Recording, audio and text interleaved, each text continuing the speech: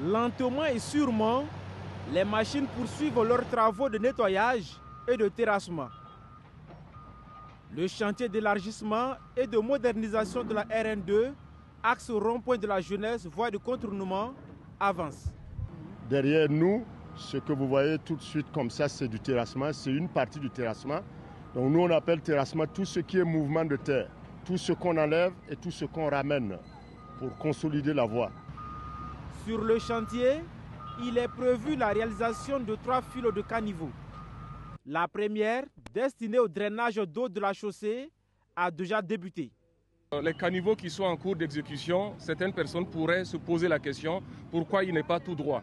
Parce qu'effectivement, à certains endroits, ce caniveau a fait semblant d'aller un peu vers la gauche, de partir et de dégager un espace. Cet espace est prévu en fait pour des aires de stationnement.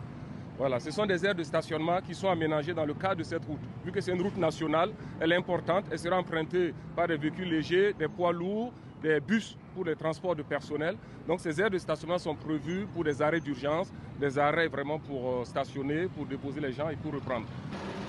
Afin d'éviter que l'infrastructure à réaliser ne s'affaisse, selon l'entreprise PEFO Africa Burkina, il est important que le bitume soit posé sur une couche de sol dite solide.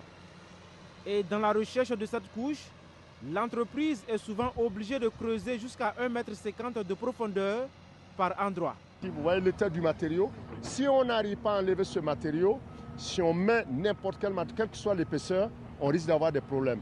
Et comme nous sommes calés par rapport à un niveau, à un moment donné, notre niveau de route nous détermine les zones à enlever. Et c'est comme ça qu'on enlève. Ça peut être 1 mètre, ça peut être 1,50 m, mais s'il faut l'enlever, on va l'enlever pour que nous soyons sûrs que nous reposons sur quelque chose de bien.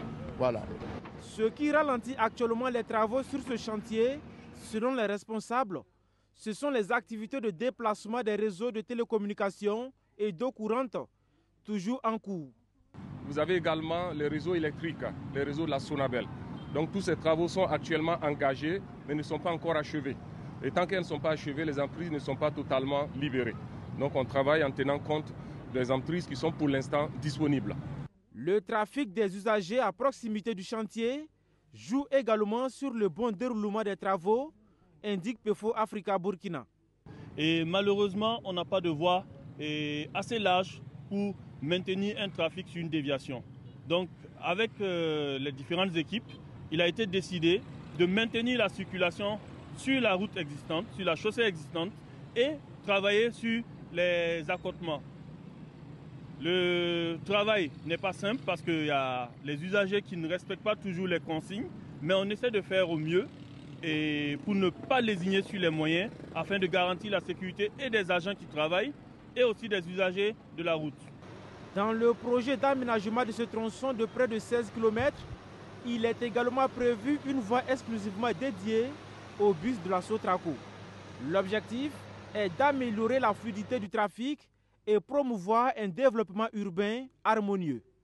Nous sommes sur la dernière section des travaux qui concernent le PK10, le PK15. Donc, sur cette partie, on a les travaux de terrassement qui sont en cours. Nous comptons dans les prochains jours attaquer les couches de chaussée, notamment la fondation. Et vous verrez que sur l'aménagement qui est prévu, on a un pont dalle qu'on doit réaliser au croisement de la voie de contournement, qui fera à peu près 100 mètres linéaires et ses voies d'accès. Le coût du projet est estimé à plus de 70 milliards de francs CFA, incluant toutes les taxes et le contrôle.